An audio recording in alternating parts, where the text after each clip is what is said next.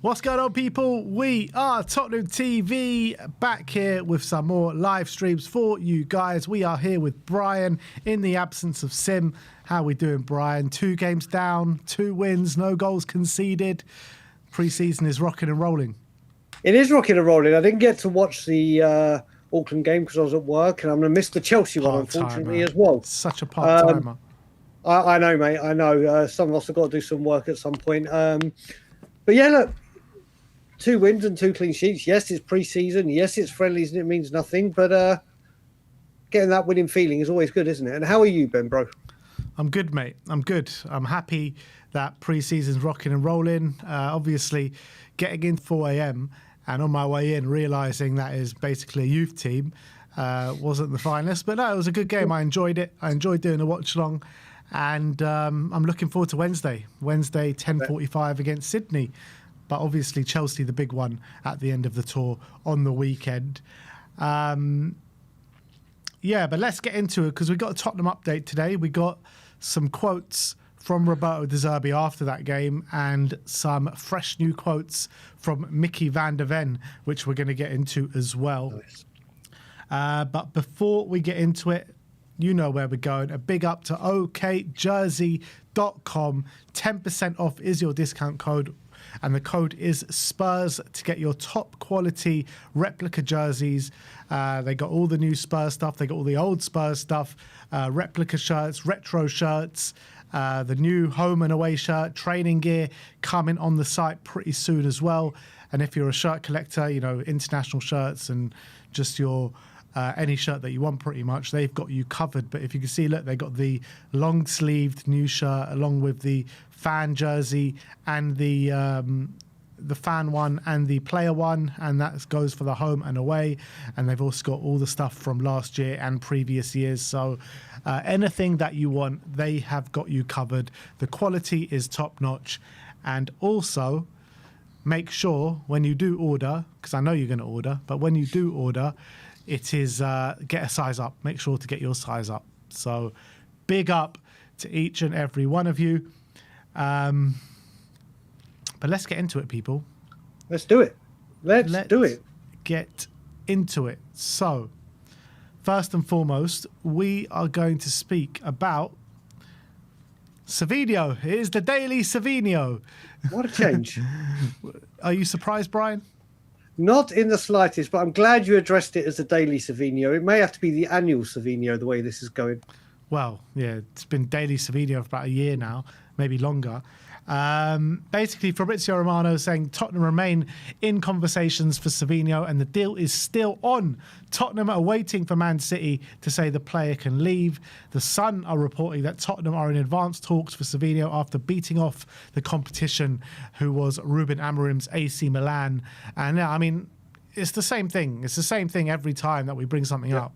But basically, what we're waiting for is for Man City to buy a player. That's what we're waiting for. Yeah, I mean, listen, this deal is the biggest unkept secret, and it's been going on, like you said, so long. I just think at what point did Tottenham say, you know what, we've waited around long enough for this deal to happen, and the longer and longer this goes on, what's the chances that, obviously we know Man City will spend money, but will they sign a replacement? And then if they don't near the end of the window, then we've lost a lot of time. I think this deal gets done, and I hope it gets done soon, just so we can put it to bed. But it's not nice just waiting on City to get the replacement so we can do it. I know, and you know, De Zerbi's been speaking. He's saying we're definitely going to bring in wingers before now and the end of the transfer window. And Savinho, I've never seen a player twerk for Tottenham more than Savinho. Most recently, in the last week, he started following Sandro Tonali. He's like following every single Spurs player. He's even commenting on Spurs players' posts. I've just never seen anything like this. This is a deal that's most definitely going to get done, in my opinion. It's just a question of who Man City bring in. I mean, we all heard the reports about Vinicius Jr. potentially going to Arsenal. Maybe that's one that Man City can go for. Yeah, I mean, maybe there's a hijack and they can get hijacked again down the road. That would be wonderful. And if us getting Savinho had anything to do with it, it'd be return for the Bale and Ozil deal, wouldn't it, really? But like I said, Man City, the thing that gets me with this, I'd understand it more if he was like a regular first-team player and it's a big player they're about to lose, but he doesn't feature, so he's not their number one choice. I think this deal does get done. And like you said, how much twerking? Surely Man City must be like, right, you want to carry on twerking? We're just going to tease you a little bit more. It needs to get done so we can literally just put this to bed and say we've got a left winger in. Yeah, and we need to. The thing is, right, we still need more over Savinho, so this can't keep dragging on. We need to bring in more players. It's not just Savinho. So, again, it's the waiting game with Savinho. Next up, we will go to the Daily Kroupi. Another daily saga that is going on. Paul O'Keefe is saying that Eli Junior Kroupi is liked by Roberto De Zerbi, and aside from Savinho, he is Tottenham's top target. SZY saying that he personally does not see PSG's stance changing. Spurs won't make an offer until they sell more players, because he thinks that they want to make an offer with a lot of money up front to tempt Bournemouth into agreeing to a sale. I understand that. I totally understand it. I think he's obviously been identified as a very, very top target, and not as an out-and-out striker, but as a player that could be versatile and fluid within that front line. And Bournemouth are no mugs when it comes to doing deals. We saw what they did last season with all three centre-backs, or 2 seasons ago, with 3 centre-backs going. It's what they do. Like Bryson, they get their outgoings and they do it very, very well. And the only way I think this gets done, like you said, with a massive upfront fee, and that's if Spurs need to sell a few to get it done, then so be it. Give them an offer they can't refuse, eh? Pretty much, yeah. I mean, how much of it? If it was 100, let's just say it's 100 mil just for rounding up. How much do you reckon it would take up front? It's interesting. I think the lion's share of it, to be honest, I think quite a hefty chunk. 80%, 75, 80? Yeah, 80% up front, something like that. Yeah, I don't know, because, they could be losing Alex Scott as well this summer. He's going into the last year of his contract. Kroupi has started to... it looks like he is back in training as well. So, the manager, Marco Rose, said he was just dealing with a knock. So maybe that is true, maybe not, who knows. But... yeah, I'm sick and tired of just talking about these same players without anything progressing. That's the thing. Like, we've been speaking about Kroupi and we're speaking about Savinho for so long now, and nothing seems to have progressed. It's just the same thing over and over again. Well, do you know what it is? I think what's happened with this as well is we are so used to this kind of thing in years gone by, but Van Hecke, Tonali and Fernandes were done in rapid time by Spurs' normal standards, and we've got a nice little taste for it. Now we haven't had anything going on at all. And now it's back to daily sagas. I have total faith we'll get the players in. We're just getting a bit bored of, now the World Cup's over, of just hearing the same story, just rehashed, aren't we? Exactly. I need a bomber and I need it now. Big time. But that's Kroupi and Savinho. Next up, there's been SZY, or sorry, not SZY, RMC. Fabrice Hawkins saying that Ibrahim Mbaye is attracting interest from Tottenham, Liverpool, Man City, Borussia Dortmund, Bayer Leverkusen and Chelsea. PSG value him at 50 million euros. SZY did confirm that the story is true. Interesting player, played at the World Cup for Senegal. He actually played for France at all youth levels until making his debut for Senegal. He played quite a few times for PSG last season, mainly from the bench, scoring... I think 3 or 4 goals and getting a few assists. 18 years of age, so a very young player. Player that can play on both wings, predominantly on the right-hand side. And he's a player that excels in kind of one-on-one isolation, acceleration. And he's an inverted creator, but he also does the dirty work in terms of the defensive side to the game as well. I haven't seen him play too much, but he is an impressive player, especially for 18. Do you think that, is this one that excites you? I've hardly seen him play, so I don't want to say, oh yeah, I love him, or oh no, I wouldn't have him, because I just don't want to comment on things that I know. But if Spurs identify him as a player that could have some kind of role and can be an asset, then go for it. But this doesn't seem to be one that, for me, everything right now is left winger striker, left winger striker, left winger striker. Get those 2 done. Then what we do after that, I'm not really concerned. I don't care if they pick out a right back or whatever position. The left winger and striker have to be done. Yeah, no, I do agree with that. Like I mentioned, 3 goals and 2 assists in the French league last season. I just don't see this being a kind of deal that Spurs are going to look to do this summer, because we're not going for that kind of like age profile, are we? We're going for like more established players that can make an impact right now, and I just don't think Mbaye is probably that guy at this moment in time in his career. 18 years of age. I mean, we've got so many of those looking to make an impact in this season and the coming seasons. I feel like we're going to go for more of an established player. I wholeheartedly agree. Next, there's 2 Man City players that SZY is saying to keep an eye on, as one of them is most definitely leaving this summer. The first one is Tijani Reinders, obviously made a big money move last summer to Man City, but he could be surplus to requirements.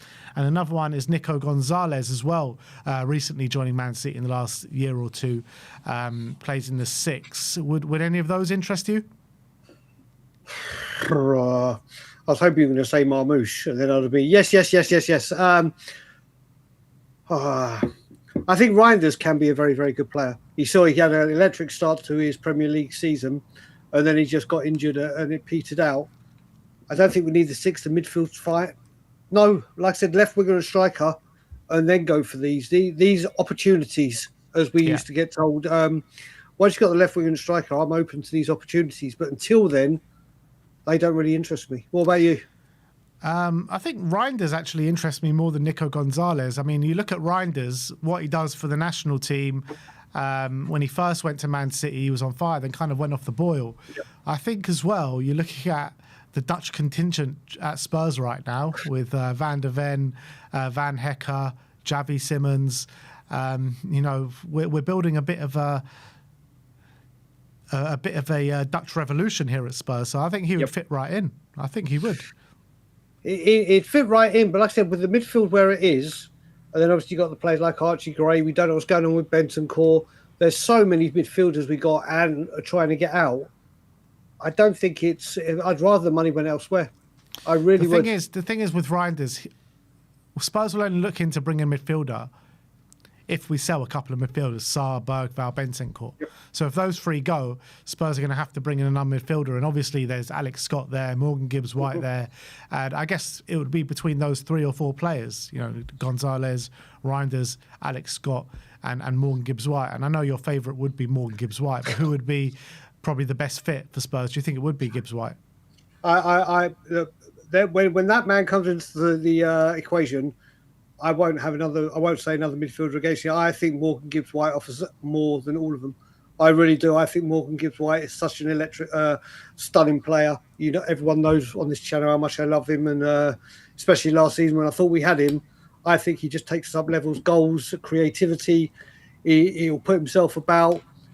For me, he's head and shoulders clear of all 3 of the others. Yeah. No, I get that, and I'd love to see Morgan Gibbs-White at the club, but I think I would just favour Alex Scott over him. I think Alex Scott has got immense talent. I can't see us getting Kroupi and Alex Scott from Bournemouth. I think that'll be a bit too far. But I think Alex Scott, being a Tottenham fan and a profile that we could do with if we sell those players, I think it would be a fantastic signing for us. Well, put it this way: if you put it that too, if you had the choice right now, one of these sign Kroupi or Scott, who are you signing? Kroupi, for sure. Okay, so yeah, I mean, I think if we had to put it in a list, Alex Scott would be second after Gibbs-White, but there's a massive chasm between the 2 of them. But I do think Alex Scott is a great player. I thought we were going to get him before he went to Bournemouth, and obviously Bournemouth just went in and got him. And hopefully we'll see him in a Spurs shirt at some point in his career. And I think we know as soon as he is making a move, wherever throughout his career, if we come in and say we want him, deal done. He'll come. Yeah, deal done. And that's what I want, those players that are just desperate to play for Tottenham Hotspur. I think that above all, and I think he's got the talent as well that can really thrive in our colours. And look, it has been said Morgan Gibbs-White holds Tottenham to a very high regard as well, and would jump at the chance as he nearly did last summer, but someone held a gun to the back of his head. But look, I'll take either of those players, but I think I would just about side with Alex Scott if I had to choose between the 2. let's talk about Kroupi Romero now. It looks as though there is some developments on the Romero situation. Inter Milan sporting director Piero Orzilio was speaking to Sky Italia, and he says it's definitely a deal we're trying to sign with the player and the club. These things take some time, and there's definitely interest. Let's see. We are interested in signing Kroupi Romero. We have met his agent. We have already talked with Tottenham. Let's see what happens. Nico Shearer says that Inter Milan are preparing an offer to Tottenham, an expensive loan with an obligation to buy to sign Kroupi Romero. The centre-back is ready to sign a contract until 2031, and with direct talks expected this week. Sports media set Osario Ocamando saying that Inter-Tottenham negotiations are in full swing now. The player has given total green light to Inter Milan. New contacts expected. The initial offer is the expensive loan with an obligation to buy. Similar deal to what they did with the Kanji for a total of 40 million euros. And Sebastian Vidal says that Romero has chosen Inter Milan. The Argentine defender has given his full agreement to Inter, who have set an initial offer to Tottenham, a paid loan with an obligation to buy of total 40 million euros. Discussions continue between the two clubs. So it looks as though from those reports, Inter Milan want to do a deal of an obligation to buy of 40 million euros. It looks as though Spurs are looking for a bit more than that. I imagine maybe 50 million euros and the deal gets done. Yeah, I mean, I don't see Christian Romero coming back to the club at all. He's still got 2 weeks left on his extended holiday because of the World Cup. I think the only time we're back at the training grounds to pick up his stuff and go. And obviously going to Italy, he's very familiar with the league. Inter are a huge club, and I think getting a big loan fee is very, very good. And then the obligation is the most important thing, isn't it? How many times have we done it with options and they haven't gone through? So yeah, I honestly don't see him playing again. And if it's 40 million, it's 40 million. Yeah, and I think it's probably important for everyone involved just to get this tied down before he comes back to the club. And I believe he will be returning if no deal has been sorted out. So what was it? The final was on the 19th. So he'll be returning probably on the 9th or the 10th. So we've still got 2 weeks until then. Yep. So maybe the negotiations will still be drawn out a little bit. But I fully imagine by 2 weeks' time, the deal will get done. Maddison will get named captain, and he'll probably be an Inter Milan player, unless Barcelona sell a centre-back and Barcelona come in, and then you've got a little bit of a bidding war there. Yeah, but either way, I think we don't see Christian Romero in a Spurs shirt again. Yeah, agreed. Either way, if there's a bidding war, fantastic for us. But I think he has worn the lily white shirt for the last time. Yeah, of course, 100%. Another player that we're going to speak about who has been a bit of a shining light in pre-season so far, which is Manor Solomon. His agent has been speaking, and his agent Ronen Katsav says that he wants to be dominant and make an impact. And that won't happen at Tottenham. It doesn't seem like the right place for him. They've given up on him too easily along the way. The real goal is to find a place where he can play regularly. Manor is a high-quality player, both mentality and professionally. So quite damning statement there from his agent. And SZY is saying that both Solomon and Scarlett will be leaving Tottenham Hotspur. Currently, Scarlett has no interest in him right now, which is not that surprising when you're looking at his loan spells, particularly the one in Scotland.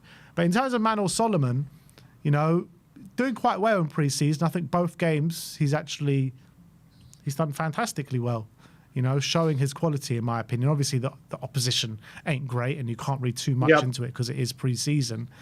But his agent pretty much saying that that he's off and Tottenham don't see a place for him. Is that where you see it? Yeah, I do, unfortunately. I do. I think on his day he could be a good player. I think he'd be a very good player. And seeing him get some minutes in pre-season, well, I think we're discussing it. He puts them in the shop window, highlights them. I don't blame Manor Solomon for wanting to leave. No, his stage of his career and lack of game time. Obviously, he went to Leeds and did very well in the Championship. He wants to play regular first-team football. Do you think he could be here as a squad option, though? Because I'm starting to think that maybe, could we not be here with Manor as a squad option? The one thing I will say, Manor, as well, is he was very, very good for Shakhtar, and his manager at Shakhtar was a certain Roberto De Zerbi. Yeah. So if there's a manager that can get the best out of a player, you would assume it would be De Zerbi. But before this window and the way we attacked it and what we brought in, I don't think any of us would have seen him fitting in with those kind of caliber of players. And if we've got a left wing problem that we've needed to fix for a couple of years, I don't think anyone would say that person's already at the club. It's Manor Solomon. Like we said, on his day, he could be so quick, so direct, so dangerous at points. But I don't think he's at the level that we need. If put it this way, if we did not sign a left winger for whatever reason this summer, and we're left with what we're left, I would be fine with it. I'd make him a number one left winger with what we've got. Yeah. But that's not the quality we want, especially when we've had a left winger issue for a little while, and we knew we would since before Sonny was going. It's like, who's going to take his position? And none of us would have said Manor Solomon. So as much as I would have loved to seen this move succeed, as much as I would have loved to seen him do wonderful things for Spurs, it's just not going to happen, unfortunately, for me. Yeah, you're probably right. I don't think he's ever been given a fair crack of the whip, to be honest. But injuries have probably played a major part in that. Exactly. But look, I think Spurs are obviously looking to bring in wingers, and I think the few wingers that we have at the club and Manor Solomon, unfortunately, is surplus to requirements. In terms of Dane Scarlett, no interest in him. He also looked pretty decent in the game against Auckland, but again, it is Auckland. He got his goal. It'll be interesting to see where he kind of ends up, because there's no talk of him going. I guess it will have to be is it going to go on loan again? Are we going to find someone to take him permanently?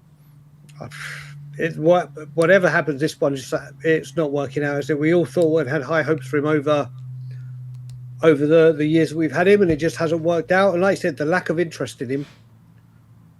I could see him, but maybe a Dutch club like Parrot, will come in, or a Belgian club, or someone, and he'll go and spread his wings. But it's just not working out at Spurs. He's not gonna. If he's in the Spurs squad come the end of the window, then we know we fouled. No. In strikers, this one is another one we just need to get out the door. Yeah, I think with Dane, he went and didn't do well for Hibs in the Scottish League. So I find it hard to believe that a team in the Dutch League or the German League or something like that are going to pick him up. That's the reality with Dane Scarlett right now. Yeah, but I mean, it doesn't need to be like a top team from those leagues. It could be a mid-table one. It could be whatever it may be, but he's got to try and kickstart his career somewhere. It's just not going to be Tottenham Hotspur, is it? Yeah, most likely. Last but not least, we will be speaking about Malachi Hardy, another player who is, making a lot of moves in pre-season right now. I think the 2 games that he's played so far, I've been super, super impressed by him. Always looking to move the ball forward from centre-back, 18 years of age. And the Mail are reporting that Tottenham defender Malachi Hardy is a potential loan target for Leicester. Obviously, Leicester have been relegated to League One. They'll be one of the favourites to win that league this season. I think this will be a fantastic move for him, because Russell Martin is their manager going into the new season, and he plays attacking football. So I think it'll be the perfect loan move for him, to be honest. Well, we've seen with people like James Donnelly when they've gone down to League One, and Abbott when he was at Notts County and everything. League One, we seem to have some very, very good loans, and they get the first team minutes, which is what we want them to go out for. Get the experience, play in a very, very competitive league.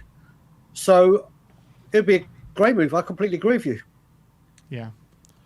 Well, I've been told by the chat that Fabrizio Romano has just posted about Kroupi, and what he's saying is that Barcelona have explored Eli Junior Kroupi as an option over recent weeks in case Alvarez doesn't advance.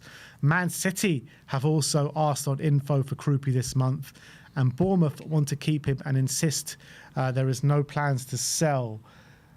Well, I tell you what, if it's their waiting to sign Kroupi so we can get Savinho, that is not great, is it?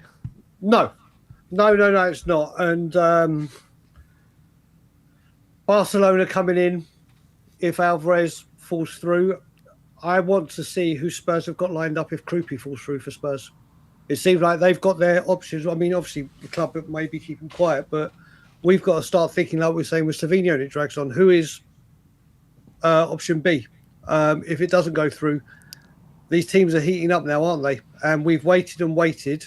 Could it be a massive mistake that we didn't just get it done when we had an opportunity when it was just us? We'll see. But it could be just noise to get Tottenham to get a wriggle on. But Bournemouth are very, very smart and play the game well.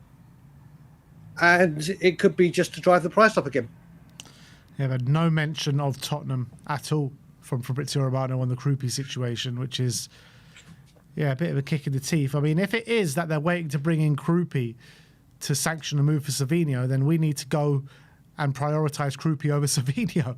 Let's go and get Kroupi, put down the money, test Bournemouth's resolve right now, and see where we go. And then you go get the Savinho once Man City have gone for someone else, I guess. But if it's between us and Man City, he's obviously going to go Man City, isn't he? You'd think so, wouldn't you? You really, really would think so. But we had Man City were coming in for Tonali, weren't they? And we beat them. Not saying we'll do it again. We've had people going for our players that we have signed, and they've gone head to head with us, and we've come out winning. Not saying that we could definitely beat Man City, but any other season, I'd be like, yeah, do you know what? What's the point of even wasting our breath and time on it? But you never know. This could kickstart Tottenham into gear and say, right, we ain't waiting around now. Yeah. Well, it's a shame. We'll see what happens. Hopefully, Tottenham's name get brought back into the mix by Fabrizio Romano, or better yet, David Ornstein. So we'll see what happens. But that is your Tottenham update for today. Let me know in the comment section below your thoughts regarding all the news stories that we have brought to you today. And we shall move on, because there's been a lot of decent quotes from the likes of Roberto De Zerbi and Mickey van de Ven coming out over recent days. And we're going to start off with the quotes from Roberto De Zerbi. And basically he was speaking on Maddison. A lot of people have been asking, where's Maddison been over pre-season? Why has he not kicked the ball yet? And he says he has not been working for the last 5 days. I think like a doggy, they have not a big problem. They just need to stay focused and don't take any risks. And then for the next game, the next friendly game against Sydney, maybe we play with Tonali and other players, and maybe we've got to see. So I'm not sure what he means by that, if Maddison will play any part in the next game or not. But we need to start getting him up to speed. But is it worrying? It sounds a bit worrying that him and Udogie have not been working for the last 5 days. I mean, this was a day ago, these quotes, so I don't know if he's trained today or not, but it does worry me a little bit. It worries me with the fact that Maddison is meant to be our captain, from what we're hearing. And obviously availability is the best thing you can have for a captain. It could be he's just come off a long injury, the long flights. Maybe they start testing him when we're back in England with Hoffenheim and the other games and get him going, and he'll get some minutes. Remember, it was on this kind of tour last year where the injury actually happened. So they got to take things. So why take him on the tour though? Like other players stay back for his rehabilitation. Exactly, like they kept Kudus back, like they kept. So you'd think that, but it is a strange one that he's not featured. And I saw Spurs have released something saying rate Maddison's photography or something. I haven't watched it. I was like, how about we rate his football and his fitness, and we see what he's actually meant to be doing. I hope he gets some minutes, because it will not stop people talking. And obviously, when you look at it, if he's not getting minutes and we get this window, do we need a number 10? Yeah. Do Spurs need to go and find someone? I think we potentially need one anyway, because unless he thinks Jamie Donnelly can play a part there, or Mikey Moore, or even Luca Williams-Barnett. There are players there that De Zerbi rates that could potentially get minutes. But if Maddison is going to be, if he goes down injured next season, then there's a clear void in creativity. Well, the only thing is possibly Kudus going to 10, which he can play, but then that means we definitely need to get the right winger. Yeah. And can't rely on Decky coming back and being able to get to top speed or as fit. So his absence or lack of game time is giving more questions than answers, isn't it? It is, and it's the same with the doggy as well. Another one that we just can't keep fit. He also hasn't been working for the last 5 days, De Zerbi says. It's just like, how long can we keep persisting with the doggy? Like, when he's not training, not playing, he's always getting injured. He is. And for me, and I'm a massive Destiny a doggy fan, this is a massive make or break season for him. If he cannot stay fit, then we've got to, even though we've got enough left backs, we've got Sousa coming through and the other options, we've got to manage his exit. If he can't have a good injury-free or major injuries-free season, because how long do you keep doing this? Exactly. That's the whole point. It's just like, it's got to be last chance saloon for a doggy this season. He needs to stay fit. He has to. Yep. If he's going to have a future at this football club. Next up, De Zerbi was speaking about youngsters and potentially having the chance to play. And he says the young players have to push because as a coach, they have the chance to play. Logically, they have to show me they are ready, they have qualities, they have the mentality to play at this football club. But when I decide the squad, I never see the age of players. I just analyse the qualities and the potential of these players. So, I mean, we spoke about similar quotes in the press conference on the weekend, but it is great to hear, isn't it? Because there's just been so much said about selling our future, about young players not going to be given a chance at Tottenham. There's no pathway from the academy to the first team at Tottenham. Well, there you have it in black and white. De Zerbi saying it. If you're good enough, you're going to play.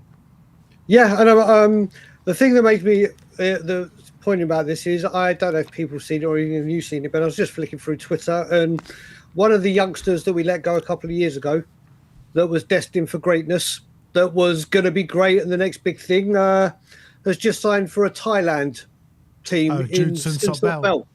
Yeah. So we're looking at these youngsters and we keep talking about, oh my God, we're selling our future, we're doing this, we're doing that. I remember a bit of oh my God, I can't believe we've let Sunsok Bell go. Oh my God, this is a tragedy. He's just signed for a team in the Thailand First Division. Yeah. So when it comes to these youngsters, as good as we think the academy is, and as good as we have players like Luca Williams-Barnett, don't get me wrong, that look like they're going to be stars, Mikey Moore, Donnelly, and these Malachi Hardy. There are players there, but we've got to realise that they're not all going to be shining stars and make it. And Spurs have got to move for the now. But seeing him talk about the players he has been, it's very, very refreshing to see him getting a chance. And I was even surprised with, he said he was going young for that first half. He weren't joking about, was he? He literally went. It was like I was speaking to you when the lineup came out. We were like, bloody hell. We got, there's you and me doing the lineup going, yeah, we have a couple of experienced players or whatever. It's like, really? Yeah, our most experienced player was Gray. Yeah, and he was captain. At one point, which shows how young he went.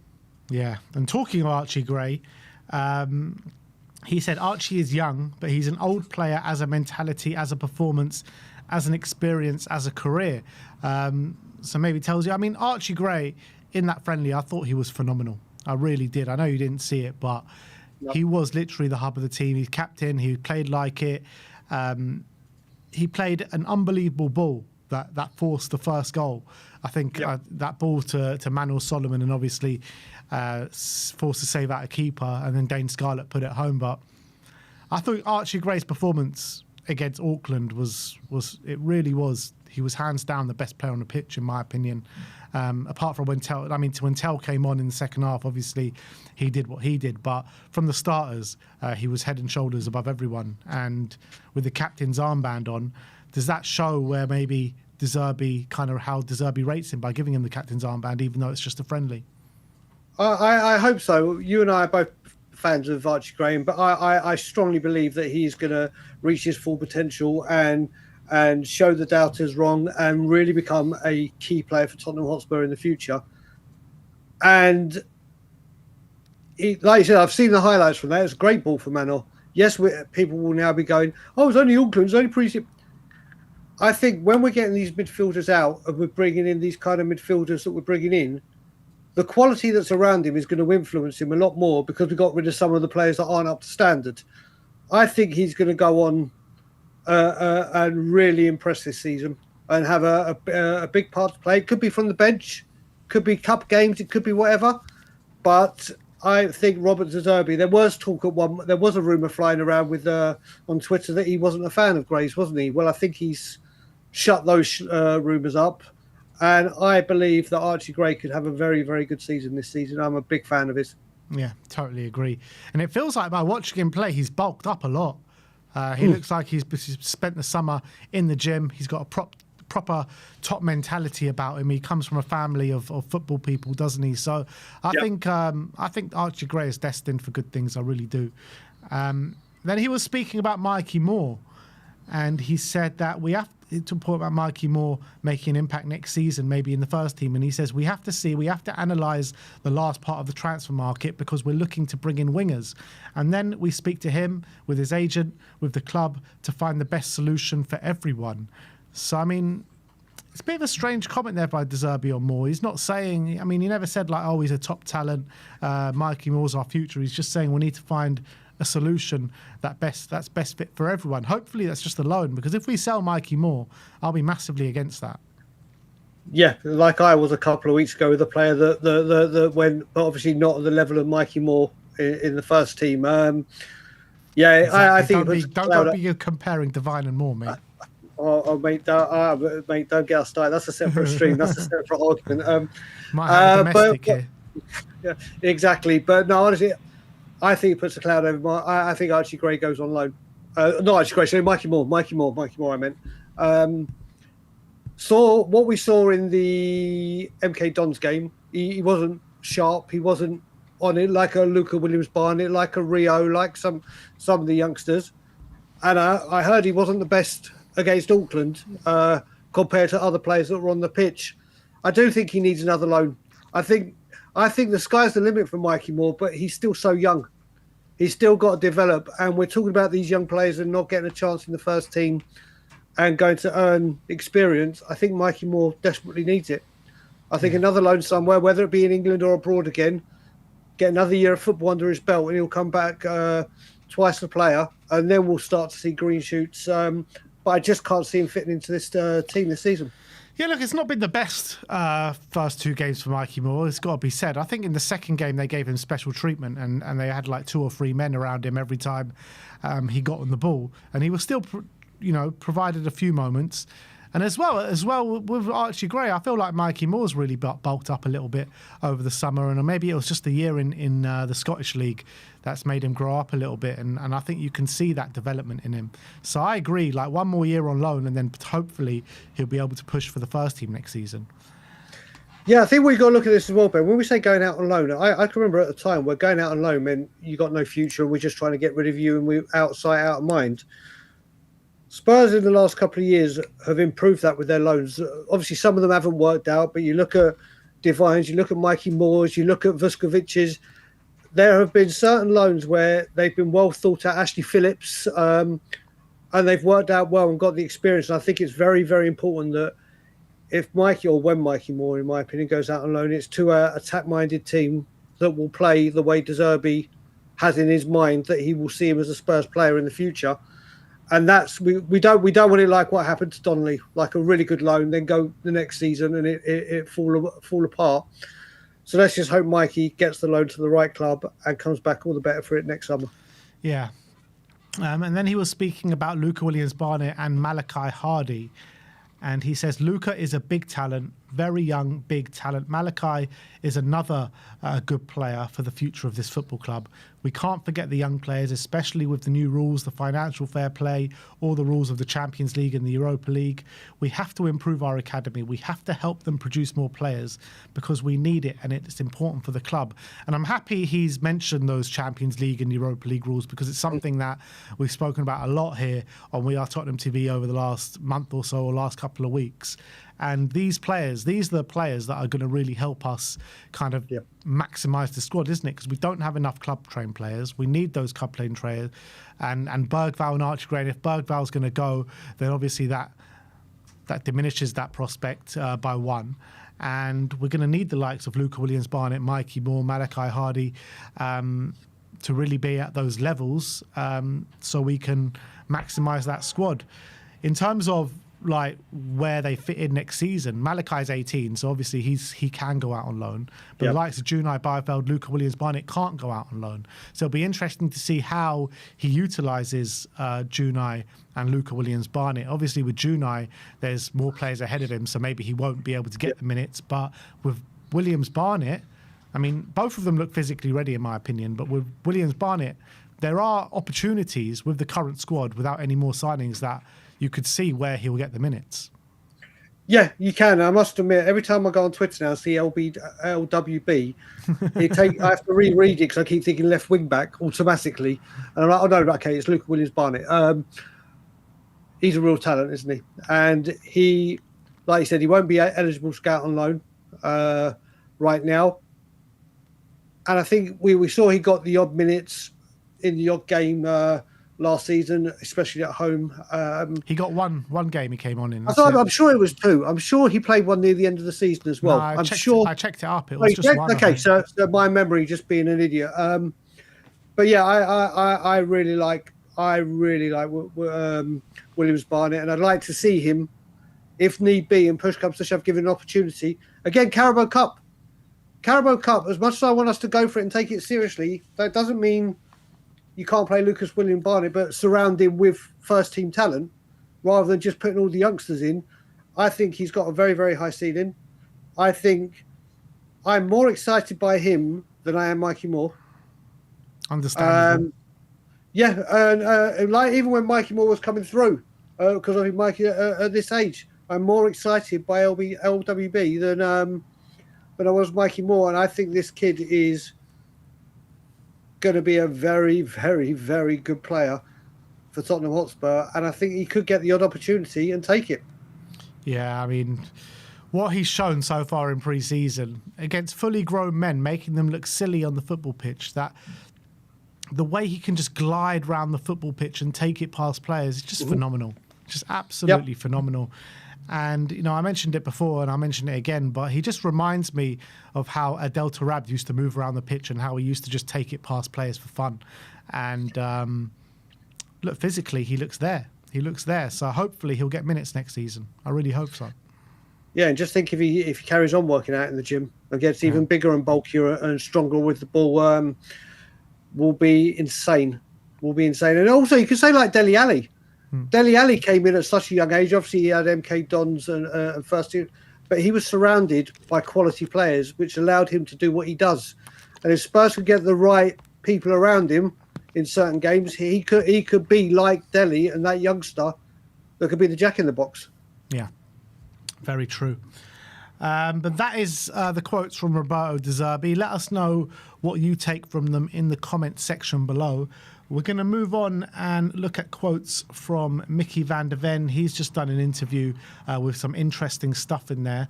So let's get into them. He was talking about what the aims are this season for the football club and for himself.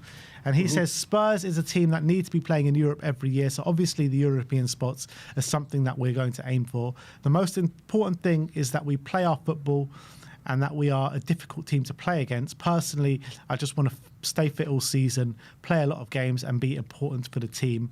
Let's see where it will end.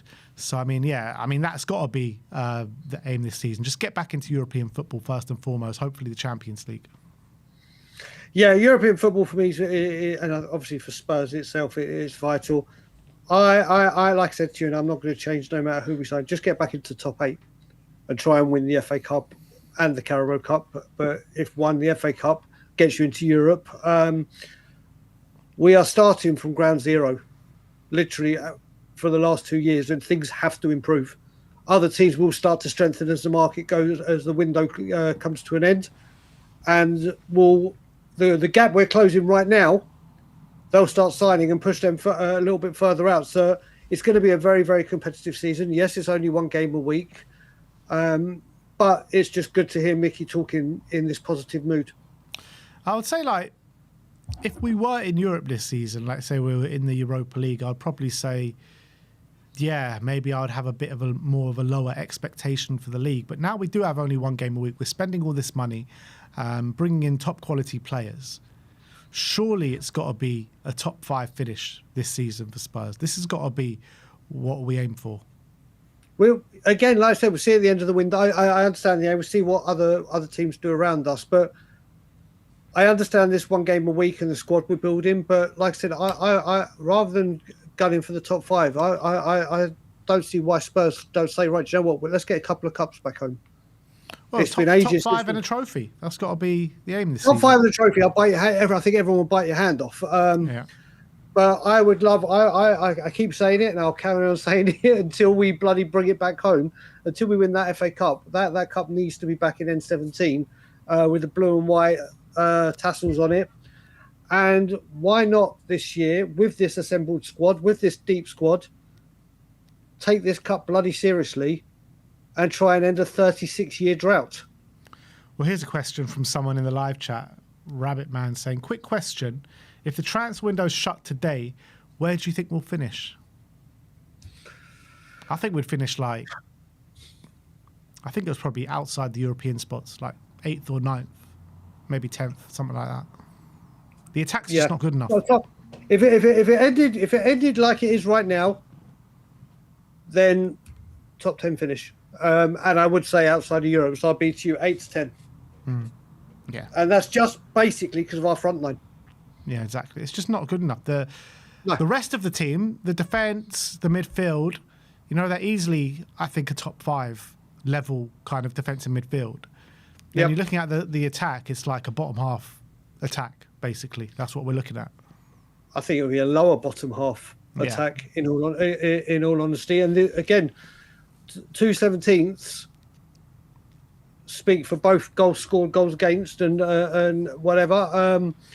It's not good enough. I mean, like we said before, we can go back in our history of however old people are in the chat supporting Spurs and always say there's been a winger or a striker that will bang you 20 goals or get 20 goal contributions or whatever. I can't see it anywhere on our front line currently. Nowhere. I think you're looking at this season, though, as an opportunity because like these teams like Bournemouth, Sunderland, Brighton, these teams are not used to playing European football. They're all in Europe next season. So I think you're going to see a bit of a drop-off from them in the Premier League. You've got Manchester United, obviously, who finished 3rd last season. They're going to be playing Champions League football. I think you might see a little bit of a drop-off from them as well. And then you've got a lot of teams, Man City, Chelsea, all going into a kind of unknown era, aren't they? Because they got new managers. Arsenal are settled, obviously. So I think there is an opportunity next season. There always is going to be an opportunity. But like we said, and I think what we've done is obviously, I think it's going to be a big season for Kinski. Obviously, he's got a lot better defence ahead of him now than what Ange had, what Frank had, what the midfield looks as strong as it's been for a long, long time with Tonali and Fernandes. And now, like I said, we are just missing the missing pieces to the jigsaw. And if we can fill them, then then sky's the limit. Yeah. So he's also been speaking about Roberto De Zerbi as well, Mickey, and he says the last couple of weeks of last season, you saw he brought a lot of passion into our game, a lot of mentality-wise, passion-wise on the pitch. It is something that we needed because everybody was a little down, he explained. We started to play with a lot of on the ball because he loves us to be on the ball. He loves to play the football he wants to play, and that's something I really enjoy. I like being on the ball instead of running behind the ball the whole time. He brings a lot of good energy, and from pre-season we have really got the time now to bring his football into the team. That's really enjoyable.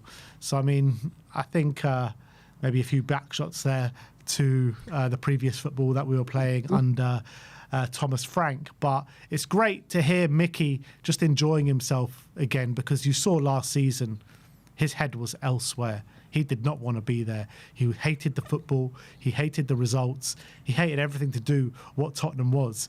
And he was definitely looking for moves away. But him saying how much he's enjoying it, and you could see the glint in his eye as well when he speaks about Roberto De Zerbi. It's just great to see. Well, you hear about what he said to Van Hecker as well. He obviously was very instrumental and obviously big in the club up internally. Obviously, he knew De Zerbi from Brighton. I think, like I said, I think Van der Ven started off incredibly under Frank. I really did, and obviously he kept injury free. He was scoring goals, most importantly, and his defending. We didn't rely on his pace so much because obviously we were a little bit deeper. But the football was tragic. You could see he wasn't enjoying it, like most players, most fans, most everything, and he did start to kick off a fuss, and you can see that his head's gone. And now there's talk of obviously new contract, which I've got no doubt will be. There's like absolutely no doubt whatsoever he's signing a contract. Well, you say. Can I just pause you there for a second? You say that about the contract, that no doubt he's going to sign it. But SZY actually said yesterday that that's gone all quiet right now. Because hopefully they're putting all their eggs in the basket of getting striker and left winger in. It's like, Mickey, you can keep. You're not going anywhere. We need to sort this out first. Like I said, no one's seen no news. I think you can see his, like you said, his glint in his eyes. Like, he came to this football club and fell in love with it. Yeah. He has a massive connection with the fans, and he's enjoying his football again. And he's got his Dutch centre-back partner, or his Dutch national team partner there, which could be like the Belgian barrier. So I think there's absolutely no chance of Van der Ven leaving, thank God. Yeah. He also said that it's going to be different compared to the former manager we had last season. It's going to be more with the ball, more playing football. I think it's going to be more enjoyable for people to watch playing offensive football. So didn't even name the manager. He just said that former manager, that guy that was here last season, it's going to be better than what we saw last season. I mean, Mickey must hate Thomas Frank. He must hate him.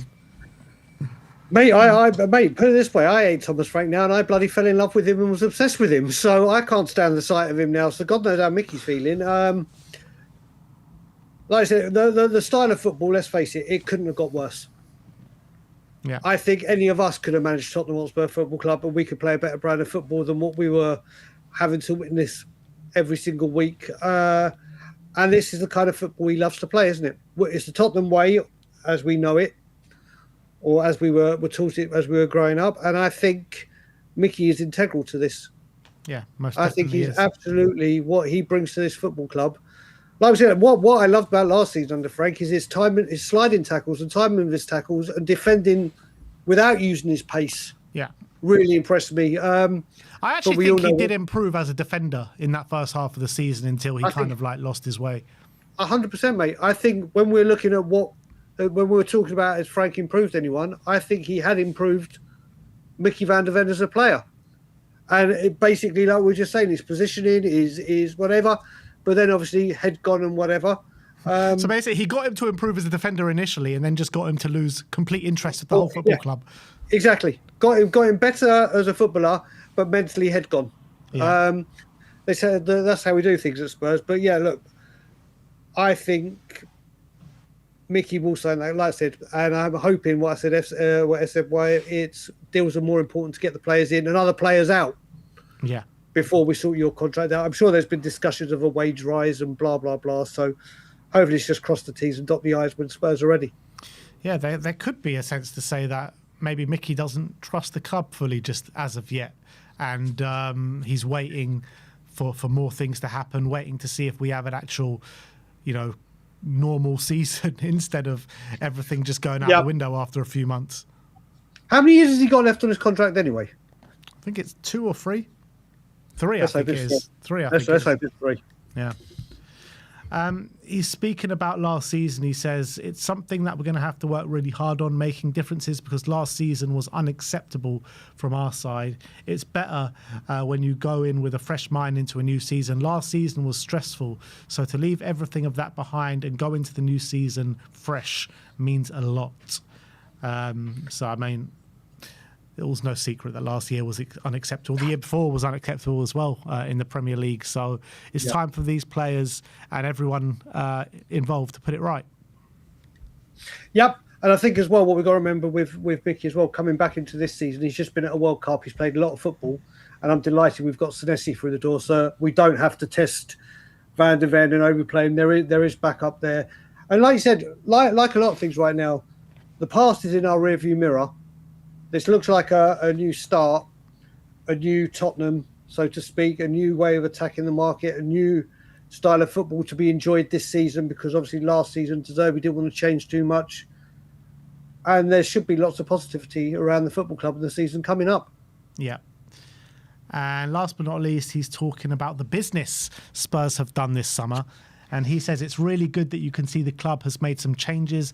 They've brought in a really good manager, in my opinion, and some really good new signings. You can see the club has new ambition. It's something that's really important for the players to have been there for a long time. So it's nice to hear kind of players that have maybe been a bit disillusioned with life at Spurs to recognise the ambition that the club is showing right now.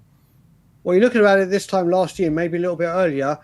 Romero came out with his massive statement about it's always the same with this football club, yada, yada, yada, yada. And then a few weeks later, he's signing a brand new contract, isn't he? Yeah.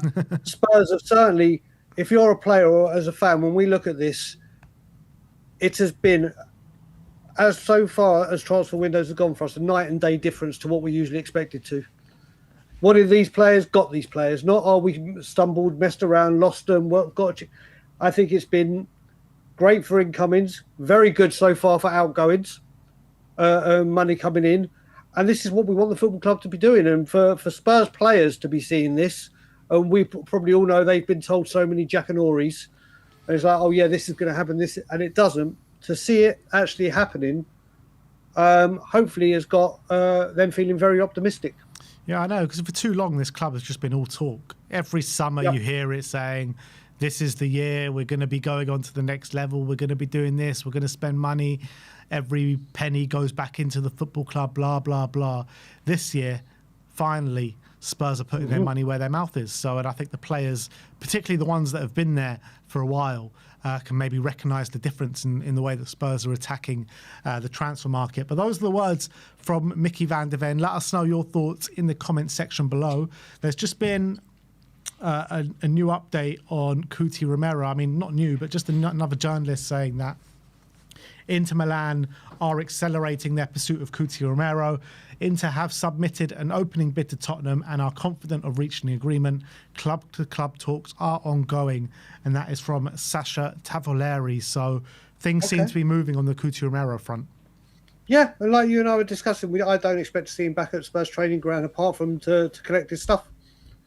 That's it. And it will be another transfer like the Savinho or whatever. This day's been coming, hasn't it? We've all thought this last season or whatever. It's time for a clean break. Delighted that it's international and he's not staying in the Premier League. Wish him all the best, but the time has come. Yeah. It's time to say goodbye. Yep. Correct. But yeah, obviously, as further developments happen, I mean, maybe a club-to-club agreement will be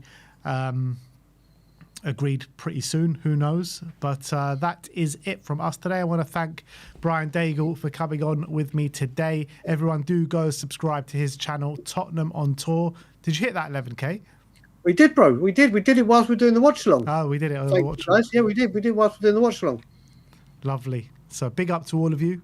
And thank you. Yeah, go and subscribe. And if you haven't already, get your Spurs shirts from okjersey.com, the best place to get replica jerseys or shirts on the internet right now. Top quality stuff. This is an OK Jersey special. You get 10% off with your code SPURS, and they've got all the new gear on there right here, right now. So the link is pinned to the live chat along with the code. But we shall see you all very, very soon. Thank you, everyone, for joining us today. Like, subscribe, and comment. And as always, come on, you Spurs. Come on, you Spurs.